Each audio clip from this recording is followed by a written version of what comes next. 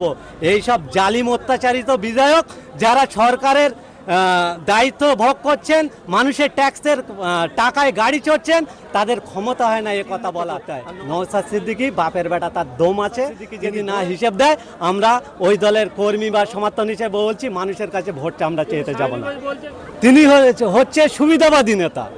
কখনো নওশাদ সিদ্দিকীর কোলে ওঠে, কখনো সওগাত মোল্লাদের কোলে ওঠে, কখনো অদিতদের কোলে ওঠে। যার প্ল্যাটফর্মে ঠিক নেই সে তো লাইনচ্যুত হবেই। মানুষের কাছে তো একটু ধাক্কাধুক্কি খেতে হবে। আমি নেতৃত্ব দিচ্ছি, আমি নেতা, আমার পিছনে হাজার হাজার মানুষ ঘুরছে, আর আমি অন্য দলে গিয়ে নাম লেখাচ্ছি, অন্য সিম্বলে গিয়ে ঝান্ডা ধরছি, আর বড় বড় ধমক দেওয়া চমক দেওয়া কথা বলে ফুটেজ খাচ্ছি। এরকম ঘটনা যারা ভাঙড়ে করবে, শুধু বাপি বলে নয়, মানুষের উপর যারা জুলুম অত্যাচার করবে সবাই এর শিকার হবে। যত নির্বাচন এগিয়ে আসবে এই পরিস্থিতি ততই বাড়বে বলে আমরা মনে করছি। তারপরেও ভাঙড়ের মানুষের কাছে আমরা বলবো, সুবুদ্ধি সম্পূর্ণ মানুষ থেকে শুরু করে জাত ধর্ম বর্ণ নির্বিশেষে সমস্ত স্তরের ব্যক্তিবর্গদের কাছে আমরা অনুরোধ করছি যে ভাঙড়টাকে আর আমরা কুলসিত করতে দেব না।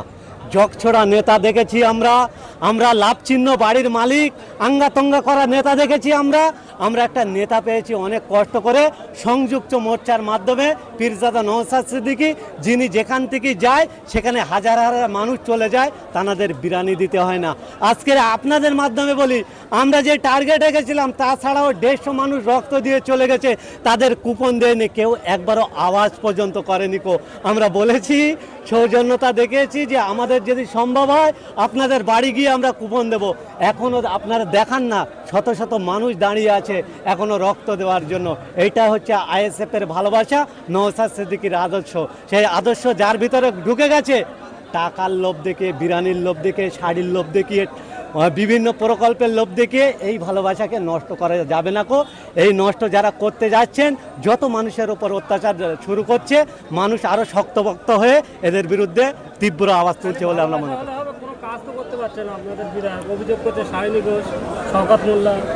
দেখেন, সায়নী ঘোষ, শওকত মোল্লারা যে অভিযোগটা করছেন, আজকের সায়নী ঘোষও তিনি একজন জনপ্রতিনিধি। তানার যে এলাকায় যে সরকারি প্রকল্পের কাজ করতে গেলে তার একটা প্রপোজাল করতে হয় প্রথম, তারপরে সেটাকে জমা দিতে হয়, তারপরে একটা এস্টিমেট হয়। সেই এস্টিমেট অনুযায়ী টেন্ডার হয়ে কোন টেন্ডার সেই কাজ পেল সেটা চিহ্নিত করতে হয়। নওশাদ সিদ্দিকী বাপের বেটা, তার দম আছে। তিনি বলেছেন যে আমার বিধানসভা মেয়াদ শেষ হওয়ার পূর্বে সেটা আমি মানুষের সামনে ইউটিলাইজ করব। আজকের তো তৃণমূলের 9 করে 213 থেকে 14টা বিধায়ক, আর বিজেপির তো 74টা বিধায়ক। কোনো বাপের বেটা এই কথা বলতে পেরেছে?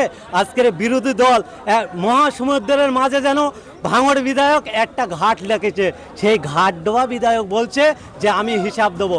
এইসব জালিম অত্যাচারিত বিধায়ক যারা সরকারের দায়িত্ব ভোগ করছেন, মানুষের ট্যাক্সের টাকায় গাড়ি চড়ছেন, তাদের ক্ষমতা হয় না এ কথা বলার। আর নওশাদ সিদ্দিকী যে কথা বলে সেই কথা ফুলফিল করে বলে নওশাদ সিদ্দিকীর উপরে মানুষের আশা ভরসা আছে, সেটা করবে। আমরাও দায়িত্ব বলি, নওশাদ সিদ্দিকী যদি না হিসেব দেয় আমরা ওই দলের কর্মী বা সমর্থন হিসেবে বলছি, মানুষের কাছে ভোটটা আমরা চেয়ে যাব না। সায়নী ঘোষ হচ্ছে ফিল্ম স্টার থেকে এসছেন, তিনি বিভিন্ন ক্যামেরার সামনে রঙ্গমঞ্চ করেন, অভিনয় করেন। আমি সায়নী ম্যাডামের উদ্দেশ্য করে বলছি, আপনি কানামাছি ফিল্মে অভিনয় করেছিলেন, আমরা দেখেছিলাম। অঙ্কুশ বা আবিরের যে নায়ক এবং ভিলেনের চরিত্রে মধ্যস্থ নায়িকা হিসেবে আপনি কাজ করেছিলেন। ওই সিনেমার একটা গল্প বলি, স্টেজের নিচে যে বোমটা লাগানো ছিল, সেই বোম লাগানোর বার্তাটা ওই সিনেমায় আপনার মোবাইল থেকে মেসেজ গিয়েছিল। আপনি কোন কোন সিনেমায় অভিনয় করেছেন সেটা আমরা জানি, এবং পশ্চিমবঙ্গের মানুষ জানে।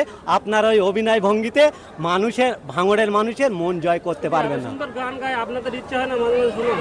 গানকে আমরা সম্মান জানাই, তানার কণ্ঠ ঈশ্বর দিয়েছে, তানাকে সম্মান জানায়। তানার ভালো শরীর দিয়েছে, চেহারা দিয়েছে, মানুষের কাছে সম্মান পাচ্ছে। সেদিক দিয়ে আমি বলছি না, রাজনৈতিক দিকে তানার কতটা দক্ষতা আছে। একটা নেতার কি গান গাওয়া দায়িত্ব? একটা নেতার, একটা এমপি কোথায় দুটো এই পেছানো লাইট লাগিয়েছে সেটা উদ্বোধন করার দায়িত্ব? আপনি যান না বিধানসভায়, আওয়াজ তুলুন।